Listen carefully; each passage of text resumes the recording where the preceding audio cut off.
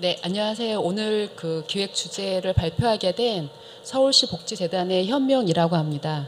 일단 종사자 처우에 대해서 전국 단위에서 이렇게 큰 관심을 가져서 너무 감사드리고요. 오늘 이러한 토론회를 바탕으로 해서 일단 소규모 시설의 종사자분들 처우 개선이 확실하게 달라질 수 있으면 하는 개인적인 바람을 좀 전달해 봅니다. 오늘 제가 말씀드릴 내용은 크게 한 4가지 정도입니다. 전반적인 그 서울시의 처우 개선 연구에 대한 개요를 말씀드리고요. 어떻게 추진되었는지와 현황에 대해서 말씀을 드리겠습니다. 4번째는 저희가 일단 미적용 시설이라고 말씀드렸는데 그 소규모 시설에 대한 종사자 실태를 좀 말씀드리면서 종사자의 규모에 따라서 어떻게 조금 근로 환경이라던가 복지 그 제도에 대한 그 반영도가 좀 다른지에 대해서 말씀을 드리도록 하겠습니다.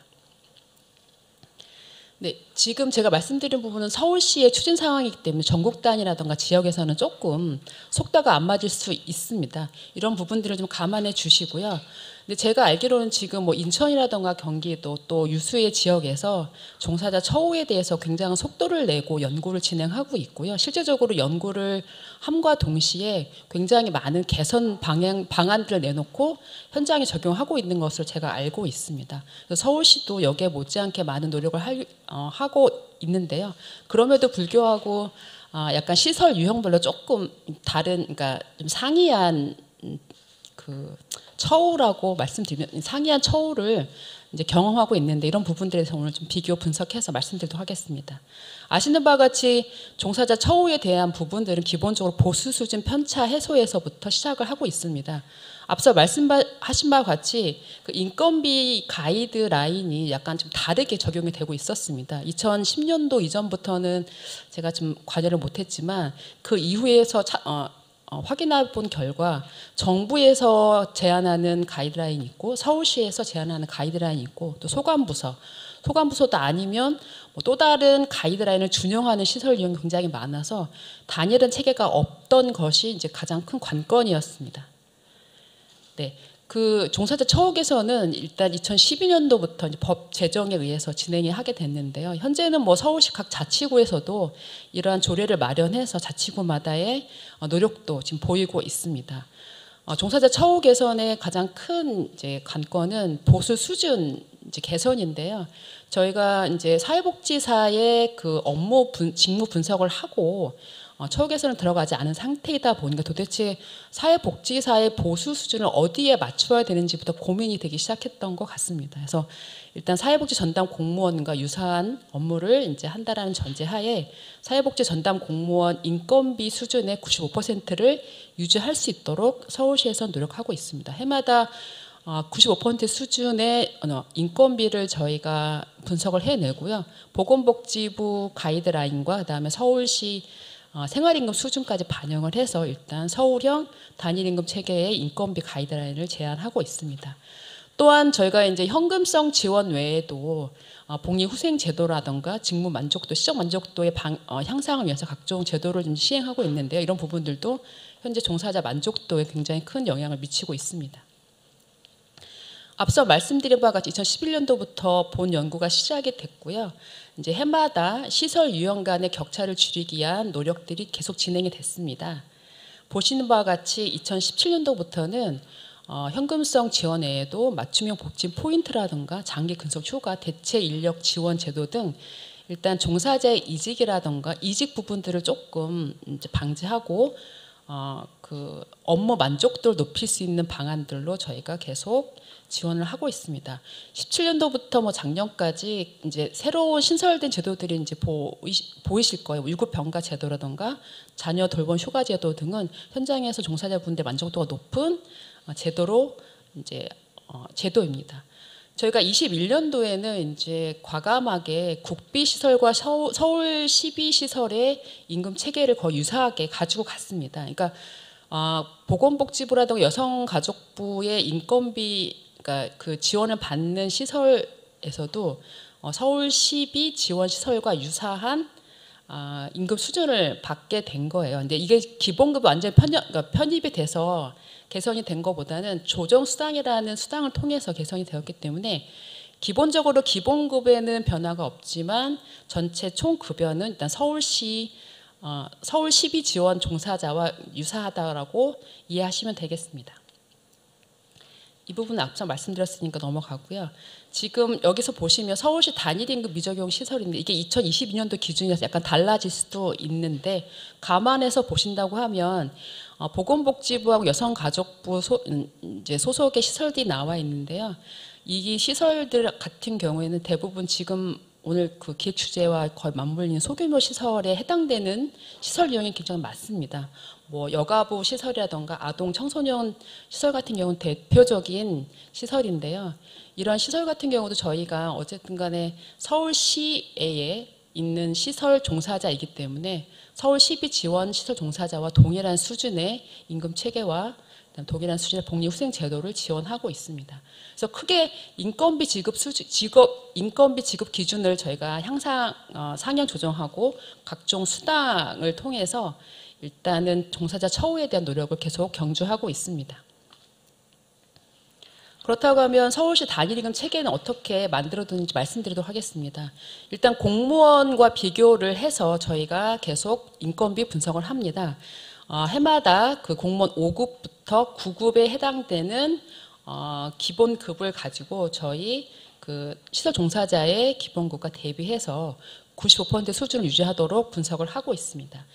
근데 이제 서울은 특이하게 그 기관장인 경우에는 그 이용인 규모, 아니 종사자 규모에 따라서 조금 급의 차이가 있는데 이런 부분들은 현재도 주요한 이슈로 지금 남아 있는 상태입니다. 네. 15년도부터 22년도까지 임금 인상률을 보시면 알겠지만 저희가 이제 공무원과 비교하다 보니까 공무원의 95% 수준을 유지하기 위해서는 매해 이제 그 3점 뭐 후반대의 인상률을 갖고 이제 갔었는데 최근 코로나 이후로 인해서는 저희가 급격하게 떨어진 것을 볼 수 있습니다. 그래서 최근 한 3년간은 오히려 종사자 실질 임금 수준이 굉장히 낮게 아마 체감이 되실 건데요. 이런 부분들은 저희가 어떤 서울시뿐만 아니라 저희 재단에서도 계속 분석을 하고 이제 좀 상향 조정될 수 있도록 노력을 좀 하고 있다는 말씀 드리겠습니다. 네. 2016년도에 제가 처음 이 연구를 시작했을 때 수당을 조사한 적이 있습니다. 지금 보여지는 수당은 뭐 한 13개, 11개이지만 실제로 조사된 수당은 굉장히 더 다양합니다. 이거 외에도 알 수 없는 팀장 수당, 뭐 담당 직무 수당 등 해가지고 지금 외우기도조차 힘든 수당이 한 20여 가지가 있었습니다. 그래서 그 당시에 20여 가지 있는 수당들을 저희가 어쨌든 간에 최근 5개로 다 조정을 했는데요. 그럼에도 불구하고 현재 현장에서는 아직도 그 법인에서 그다음에 종사자 처우를 위해서 이렇게 각종 수당들을 만들어서 좀 보전하고 있는 것으로 저희가 파악을 했습니다. 이 표를 보시면 알겠지만, 이 그림 보시면 알겠지만 서울시비 지원 시설이 있고요. 그 다음에 국비 지원 시설이 있습니다. 그래서 국비 지원 시설 같은 경우에는 서울시비 시설과 이제 거의 유사한 임금 체계를 갖고 있는 시설도 있지만 그렇지 않은 시설이 대부분입니다. 그래서 그렇지 않은 시설의 경우 서울시비 지원 종사자와 거의 동일한 수준의 임금 수준을 서울시 조정수당이라는 수당을 통해서 저희가 구현하고 있습니다. 그래서 현재 뒤에 보시면 알겠지만 평균 임금 수준이 낮게 나타나지는 않습니다. 그럼에도 불구하고 소규모 시설이다 보니까 그 외에 근무 여건이라든가 근로 환경이 굉장히 열악합니다. 이런 부분에 대한 부분들도 추후에 말씀드리도록 하겠습니다. 네, 복리후생제도는 한 저희가 뭐 7, 8가지로 구분되어 있는데 이 부분은 저희가 계속 시행되고 있고 그다음에 그 중앙정부라든가 서울시비를 받고 있는 그 계약직 직원에게도 저희가 맞춤형 복지 포인트를 지급하고 있습니다. 그래서 연당 15만 원 정도 내외인데요. 이 부분도 저희가 계속 추가적으로 확대하려고 노력을 좀 하고 있습니다. 네. 이제 그럼에도 불구하고 처우라는 부분들은 굉장히 열악하다라고 말씀드릴 수가 있겠습니다. 저희가 종사자 수준에 비해서는 높게 올라갔다고는 하지만 타 산업에 비해서는 사실 여전히 낮은 게 사실이고요. 더더욱이나 소규모 시설의 종사자분들은 그보다도 더 열악한 환경에서 근무하고 있다는 부분들은 뭐 두말할 것도 없는 이제 사실이라고 말씀드릴 수가 있겠습니다. 보시면 알겠지만 저 빨간색이 보건사회 복지 분야에 그 처우 현황인데요. 타 산업에 비해서는 상당히 낮게 이제 분포하고 있습니다. 이것은 뭐 임금뿐만 아니라 근로 시간 이런 부분들도 봤을 때도 높은 편은 아니었고요. 그럼에도 불구하고 저희가 2011년도부터 2022년도까지 일단 서울시가 노력했던 부분들을 한번 저희가 살펴를 봤는데요. 그 앞서 말씀드렸던 여러 가지 처우 개선 정도를 저희가 한 7가지 유형으로 분리해 봤을 때 이렇게 저희가 이제 개선이 많이 되었다라고 좀 말씀을 드릴 수가 있겠습니다. 물론 직장 내 안전이라든가 이런 부분들도 많이 개선이 됐지만 여전히 사회복지 현장에는 폭력에 대한 부분들도 남아있고 종사자의 안전에 대한 부분들도 남아있기 때문에 이런 부분들은 아마 그 처우와 연결되어 있기 때문에 지속적인 개선이라든가 노력이 필요할 것으로 보여집니다. 네. 지금부터는 일단 소규모 시설에 대한 부분들을 좀 파악을 좀 하도록 하겠습니다. 제가 갖고 있는 2022년도 자료를 이제 기반으로 해서요. 그 사회복지관, 노인복지관, 장애인복지관과 대응할 수 있는 여성 가족 그 시설과 그다음에 아동 청소년 시설을 저희가 대연해서 비교 분석하도록 하겠습니다. 이 부분은 사실 저희가 이제 서울시만 대상으로 했기 때문에 이걸 전국 단위로 저희가 적용하는 데는 무리가 있을 것으로 보여지지만 그나마 서울시에서 갖고 있는 최신 자료를 활용하였기 때문에 아마 좀 지역에 대응할 때는 좀 무리가 없을 것으로 보여집니다. 보시면 알겠지만 저희가 그 조사를 할 때 서울시로부터 시설에 대한 현황 자료를 봤는데 여성 시설 같은 경우에는 사실 저희가 현황 자료를 받고 있지 못한 상태입니다. 일단은 찾아가 봤을 때 정말 주택 형태로 되어 있기 때문에 이게 정말 시설인지 주택인지 구분이 안 갈 정도의 외관을 갖고 있고 더더군다나 현황 자료에는 기관 명의라던가 연락처가 전혀 없는 상태에서 찾아가기 때문에 조사하기도 굉장히 어려웠습니다. 그러니까 저희가 매번 그러니까 3년마다 한 번씩 한 조사에서도 여성 가족 그 지원 시설 같은 경우 굉장히 이 응답률이 좀 낮게 나타나고 있습니다. 이런 부분들은 좀 감안해서 보시면 될 것 같습니다. 네, 일단은 3종 복지관의 경우 같은 경우는 이제 정규직, 뭐 비정규직, 기타 이제 종사자로 이제 포진되어 있지만 소규모 시설 같은 경우는 대부분 이제 정규직으로 이제 구성이 되어 있습니다. 이거는 이제 또 어떤 말씀을 드릴 수가 있냐면 만약에 그 정규직의 인력이 공백이 이제 발생하는 경우에는 이제 좀 3종 복지관 같은 경우는 비정규직이라든가 기타 인력으로 좀 대체가 좀 가능하지만 소규모 시설 같은 이런 부분들이 좀 어렵다는 것을 이제 보여주는 데이터입니다. 네, 직위도 보시면 알겠지만 지금 그 소규모 시설 같은 경우에는 급이 1급부터 5급까지 다 구성이 되어 있지 않은 곳이 굉장히 많아요. 그래서 뭐 3급, 뭐 4급, 5급 아니면 3급, 5급, 2급, 4급 이렇게 중간중간에 좀 빠져 있는 부분들이 있는데 이 부분들은 이제 응답이 안 된 경우일 수도 있지만 반대로 생각하시면 이런 급수라든 이런 직위를 갖고 있는 분이 그 시설에 없다라고도 해석이 될 수 있는 부분입니다. 그래서 최고관리자의 구성도 좀 낮지만 기타 상급 관리, 중간 관리자의 포션도 낮은 걸 보면 일단은 소규모 시설 같은 경우에는 일단 충분한 인력이 배치되어 있지 않아서 이런 부분들을 좀 이렇게 데이터로 좀 보여주고 있습니다. 네. 그 종사자 직급도 보시면 알겠지만 원래는 서울시 같은 경우는 5급까지 있고 관리직과 기능직으로 이제 분류가 되어 있지만 조사를 하다 보면 이게 제가 8급까지 잘랐지만 12급까지도 응답을 하시는 경우도 있어요. 그러니까 이게 아마 자체 기관이라든가 법인에서 이제 급여를 지급할 때 특별하게 딱 이제 뭐 관리직이나 기능직 이분의 호봉에 맞는 급이 없기 때문에 그냥 이렇게 너는 뭐 한 12급에 해당되는 이렇게 말씀을 하셨는지 모르겠지만 본인의 직급 12급이라고 적어 주시는 걸 봐서는 일단은 서울시에서 제안하는 급수 외에도 현장에서는 좀 더 많은 직급을 갖고 있는 종사자가 있는 것으로 보여지고요. 특히 이제 아동 이제 시설 같은 경우는 8급 이제 이 이상도 더 많지만 어쨌든 간에 5급 안에 5급 밖에 있는 이제 종사자도 굉장히 많은 것으로 나타났습니다.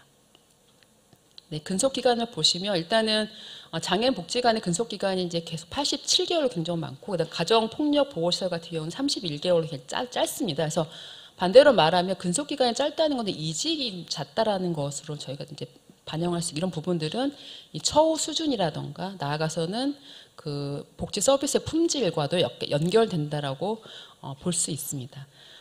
제가 일부러 이 보수 총액은 넣을까 말까 고민을 많이 했는데, 이제 일단 삼성복지가보다 높은 곳도 있고 낮은 곳도 있습니다. 이제 낮은 곳은 지하동 같은 경우인데, 지역아동센터 같은 경우는 뭐 아시겠지만 일부 서울시비에 준하는 급여를 받는 곳도 있지만 그렇지 않은 곳도 있어서 이 부분은 약간 조금 편차가 있는 것으로 좀 볼 수 있습니다. 근데 실제적으로 종사자분들이 본인이 얼마를 받고 계신지 정확히 모르시는 부분도 사실 있으시더라고요. 그것도 신경 안 쓰시고 너무 바쁘시니까 현장에서 현업이 너무 많다 보니 이런 부분도 신경 이제 쓰지 못하시는 분도 계시는 것을 저희가 파악할 수 있었고요. 지금 이제 노동 시간을 보시면 아시겠지만 저희가 이제 앞서 뭐 이런 복지관 같은 특히 이용시설 같은 경우에는 일단 퇴근 시간이 조금 이제 정시 퇴근이 좀 가능하지만 생활시설 같은 경우는 사실 정시 퇴근이라는 건 사실 없습니다. 일단은 뭐 밤샘 근무는 기본이고 초과 근무도 사실은 변수가 굉장히 많아서 연장 근무 시간이 굉장히 많지만 실제적으로 조사할 때는 거의 뭐 15시간, 40시간을 적으시는 분도 많지만 실제로 파악해 봤을 때는 야간 근무도 굉장히 많고 월 평균 연장 근무도 굉장히 높게 나타나고 있습니다. 이런 부분들 사실 서울시가 좀 해결해야 될 문제인데 저희가 생활시설 같은 경우는 40시간을 이제 수당을 주고 있긴 하지만 현장에서는 40시간을 다 받고 계시지 못하는 분도 꽤 있더라고요. 이건 저희가 조사가 아니라 인터뷰를 통해서 이제 확인된 바인데 실제적으로 40시간에 대한 수당을 저희가 예산을 내려 보내더라도 현장에서는 그 외에 여러 가지 이제 사정에 의해서 40시간을 다지 못하고 실제적으로는 뭐 기관에서는 뭐 10시간이나 15시간을 제한하는 경우도 있다라고 말씀을 해주셨습니다. 또한 이분들이 주중뿐만 아니라 휴일이라든가 법정 휴일에도 근무한 시간이 많지만 실질적으로 이 근무하고 있는 그 수당에 대해서 적절한 보상을 받는 분도 계시지만 그렇지 않은 분도 계셨고 더더군다나 이런 부분들을 대체 휴무로라도 이어지는 경우가 약간 조금 없는 경우도 나타났습니다. 네, 이 부분 아까 방금 말씀드렸던 부분인데요. 실제적으로 저희가 뭐 휴일 근무를 하다 보면 일단 통상임금의 한 150% 이상은 지급을 해야 되는 이런 부분들이 지급이 되고 있느냐 여쭤봤을 때 이제 이렇게 빨간색 표시를 보시면 아시겠지만 그렇지 않은 곳도 있고 그렇게 지급하는 곳도 있지만 어쨌든 간에 조금 소규모 시설 같은 경우에 좀 낮게 나타나고 있는 것으로 보여졌습니다. 그렇다고 하면 저희가 서울시에서 그 복리후생제도를 계속 이제 지원하고 있는 이런 부분들이 실제적으로 시행되고 있고 활용하고 있는지에 대해서 제가 한번 확인해 봤는데 제가 이 부분을 왜 넣었냐면 제가 8월인가 이제 어느 그 교육기관에 가서 이제 교육을 한 적이 있는데 실제적으로 그 장기 군속 휴가를 갈 수 있는 대상자가 있었는데 거기 오셨던 분들 중에 대다수가 장기 군속 휴가를 가신 적이 없는 분 굉장히 많았어요. 일단 장기 군속 휴가는 10년 이상 되면 무조건 받을 수 있는데 못 가셨다고 말씀을 하셔서 제가 너무 깜짝 놀라서 데이터를 뒤져보니까 실제적으로 시행하는 기관과 이걸 정말 사용하는 기관이 조금 다르게 나타날 정도로 실제 현장에서는 이러한 제도들을 다 적극적으로 활용하지 못하고 있는 것으로 나타났습니다. 보시면 알겠지만 퍼센테이지를 보면 이렇게 높게 나타나는 곳은 적극적으로 이제 시행을 하고 있는 기관이고 빨간색 부분은 시행하고 있는 비율이 좀 낮게 나타났습니다. 실제적으로 이제 이건 뭐냐면 시행은 하고 있는데 실제로 종사자가 모르는 경우도 꽤 있었습니다. 그러니까 저희가 인터뷰를 그러니까 이거는 설문조사이기 때문에 드러나지 않지 인터뷰에서는 정말 극명하게 드러나거든요. 저희가 갈 수 없는 부분들 말씀을 하시는데 아신 바와 같이 뭐 5인 이하라고 하지만 3인 이하 시설도 굉장히 많은데 한 분이 교육 가시면 정말 남아 계신 분이 정말 그 부분을 오롯이 다 감당해야 되고 한 분이 병가 가신다고 해서 대체 인력을 뽑을 수가 없잖아요. 그렇다고 해서 복지부라든가 서울시에서 대체 인력을 정말 적극적으로 파견할 수 있는 그 상황도 아니기 때문에 정말 소규모 시설에서는 이러한 부분들 적극적으로 활용하기 어렵다는 부분들이 나타났습니다. 저도 이번 분석을 통해서 새롭게 알게 된 부분이라서 저 또한 좀 놀랐던 데이터였습니다. 자, 시행은 이렇게 하지만 더더군다나 이제 사용하는 기관, 그러니까 그걸 사용하고 있다라고 응답한 기관 같은 경우는 아까보다 좀 낮게 나타나는 걸 볼 수 있겠습니다. 더더군다나 이제 유급 병가제도 같은 경우에는 아예 꿈도 못 꾸는 지금 상황인 거죠. 뭐 여가부 시설뿐만 아니라 아동 청소년 시설 같은 경우는 몸이 아파도 사실은 진짜 본인이 아픈데도 불구하고 이용인들을 지원하는 업무를 계속 하고 있었습니다. 뭐 아시겠지만 인터뷰를 하다 보면 정말 이제 저도 굉장히 눈물이 울컥할 만큼 굉장히 열악한 환경에서 근무하시는 분이 굉장히 많아서 이 부분 정말 데이터로 보여줘서 그렇지 실제로 만나보면 정말 열악한 환경에서 근무하고 계시는 분이 굉장히 많았습니다. 또 하나 문제가 있는 게 대체 인력 지원 사업인데 이게 이제 일단은 대체 인력이 있다 하더라도 그 시설 유형이라던가 그 이용인 특성 등을 좀 감안했을 때 실제로 대체 인력 지원이 이렇게 용이하지 않은 경우가 꽤 많습니다. 말씀하신 대로 휴먼 서비스다 보니까 계속 라포가 형성이 돼야 되는데 대체 인력이 들어가는 경우에는 실제로 이용인이 약간 조금 서비스를 거부하는 이제 상황도 발생하기 때문에 대체 인력에 대한 부분들이 이게 제대로 되어 있죠. 실질적으로 기관에서 적극적으로 활용하기 좀 어려운 부분이 있습니다. 이런 부분들은 저희가 뭐 어떤 아이디어를 많이 냈지만 실질적으로 현장에서는 굉장히 어려움을 좀 갖고 있었습니다. 그렇다면 그러니까 결혼이 발생하거나 업무가 공백 시 어떻게 처리하는지에 대한 부분들을 말씀드리면 일단은 삼성복지관 같은 경우는 계약직 대체 인력을 이제 추가해서 이제 쓰시는 경우가 많고 그 외의 기관에서도 적극적으로 활용하고 계시긴 하지만 실제로 이거는 데이터 상인 거고 응답한 이제 그 수가 좀 낮기 때문에 이걸 이제 100% 적용할 수는 없지만 실질적으로 이제 이거 데이터는 달리 아까 말씀드린 바대로 결혼이 발생하거나 공백이 발생할 경우에는 소규모 시설 같은 경우 굉장히 어려움에 봉착하고 있다는 부분들은 사실은 팩트라고 말씀드릴 수가 있겠습니다. 그렇다고 하면 이제 인식값을 좀 물어봤습니다. 일단은 제가 만나본 종사자분들은 본인의 업무에 대해서 굉장한 가치나 소명의식을 이제 부여하고 있었지만 저는 일단 그것과 차치로 정말 업무가 적정한지에 대한 부분들, 그 다음에 코로나19에 비해서 업무량의 변화 등을 살펴봤는데 일단 업무 투자 가치에서 부분은 보시면 알겠지만 일단은 가치가 있다라고 말씀하셨던 분이 굉장히 높게 나타났습니다. 오히려 삼성복지관보다는 여가부라던가 아동 청소년에 근무하시는 분들이 훨씬 더 높게 가치 부여를 하고 계셨고요. 업무 적절성에 대한 부분들도 적절하지 않다라는 부분이 사실 높게 나타났고 특히 아동보호 전문기관 같은 게 굉장히 높게 나타나서 이게 어떠한 그 요인에 의해서 이런 부분들이 적절치 못하다고 이제 말씀하신 데 대한 부분들 조금 더 살펴볼 필요가 있겠습니다. 또한 제가 코로나19 상황 시에 모든 이제 기관들이 다 셧다운이 됐는데 실제적으로 그 안에서는 굉장히 역동적으로 많은 업무량을 지금 소화해내고 계셨습니다. 기존 업무뿐만 아니라 영상 자료도 만들어서 제가 이용인들에 대한 부분들 서비스를 해야 되고 반면에 뭐 도시락 업무라든가 추가적인 업무 굉장히 많아서 오히려 셧다운이 됐지만 그 안에서의 역동성이라든가 업무량, 근무량 굉장히 많이 달라지고 증가했다라고 말씀을 이제 하고 계셨습니다. 만족도 부분입니다. 전반적인 근무 환경에 대해서는 전반적으로 한 64점, 저희가 이제 4점 척도로 조사를 했고 100점으로 환산했을 때의 점수라고 보시면 되겠습니다. 보시면 알겠지만 보수 수준은 가장 이제 만족도가 굉장히 낮게 나타났습니다. 특히 아동보호 전문기관 같은 경우는 저희가 알고 있기로는 일단 급여 수준을 맞춰드리긴 했지만 그럼에도 불구하고 보수 수준 여전히 낮다라고 말씀해 주셨고요. 그 외에도 노동 시간이라던가 이 제도에 대한 부분들, 각종 훈련 체계라던가 전반적 근무 환경에서 일단 아동보호 전문기관에 계셨던 동사자분들은 만족도를 낮게 이제 말씀해 주셔서 이런 부분들은 사실 추가적으로 조금 더 살펴볼 필요가 있고요. 이거 외에도 다른 기관도 여전히 그 전반적인 근무 여건이라든가 환경에 대해서 만족도는 떨어지고 있지만 일단 아동이라든가 여성가족시설에 계신 분들이 조금 더 이제 낮게 나타나고 있었음을 이제 알 수 있겠습니다. 네.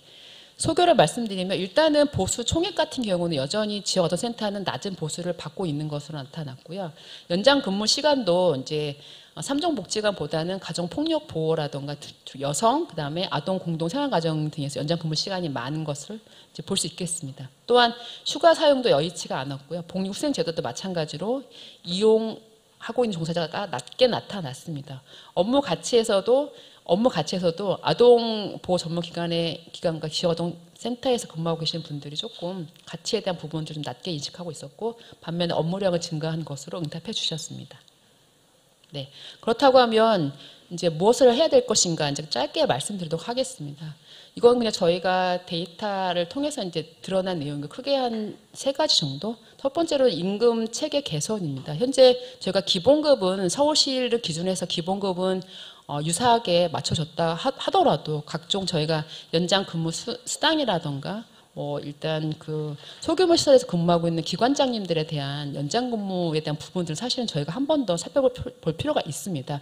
아시는 바와 같이 그 소규모 시설의 기관장님들의 역할이 굉장히 많더라고요. 일단은 이용인들 케어, 종사자의 공백도 이제 채우셔야 되고 본인 개인 업무도 보셔야 되지만 어쨌든 간에 그 종사자와 이용자의 케어 부분에서도 기관장님 역할이 굉장히 큰 반면에 이분들의 노동에 대한 정당한 보상이 사실 없는 상황에서 이런 부분도 다시 한번 좀 검토가 좀 필요하고요. 또한 그 수당도 저희가 이제 15시간, 40시간을 묶어놨지만 실제적으로 이 이상 하고 있는 근무량이 나타나고 있는 것을 봤을 때 실질적으로 저희가 이 수당에 대한 부분들, 그다음에 야간, 그러니까 초과 근무에 대한 그 수당 지급 같은 부분들은 사실 저희가 다시 한번 검토 통해가지고 실질적으로 보전될 수 있도록 저희가 지원을 검토가 필요하다 말씀드리겠습니다. 또한 적정 인력 배치인데요. 제가 그러니까 그 종사자분 3분이 근무하시는 곳에 갔는데 거기에 계신 사무국장님이 말씀해 주셨습니다. 저희가 3명에서 이제 일을 하고 있는데 본인의 업무가 사실은 기관장 업무도 하고 사무국장 업무도 하고 회계 업무도 하고 그다음에 관리직, 운전 뭐 굉장히 많은 업무를 하고 있어요. 그럼에도 불구하고 이런 부분들은 이제 전문가가 필요한 것들은 안전이라던가 이런 회계라는 부분, 사실 전문성이 투여되는 부분인데 사회복지사 출신의 사무국장이 하기엔 사실은 버겁다는 말씀을 많이 해주셨어요. 이런 부분들은 사실은 이게 기관 운영에도 어려움이 있지만 나아가서는 이용인에 대한 그 서비스 품질에도 사실 막대한 영향을 미치고 또한 그 안전에 대한 부분도 사실 저희가 간과할 수 없다는 부분이에요. 왜냐하면 저희가 중대재해처벌법에 기준해 가지고 일단 사회복지시설 같은 경우에도 안전에 대한 부분도 굉장히 많이 강조가 되고 있는데 안전에 대한 전문직이 이제 없는 상태에서 한 분의 인력이 그 모든 업무를 다 한다는 것은 사실 정말 너무 힘든 일이고 저희가 그것을 강요해서도 안 되는 부분입니다. 이런 부분들은 소규모 시설이지만 필수 인력에 대한 배치 부분은 사실은 굉장히 다시 한번 검토가 필요하다는 말씀 드리겠고요. 또한 저희가 승진하고 승급에 대한 문제가 있습니다.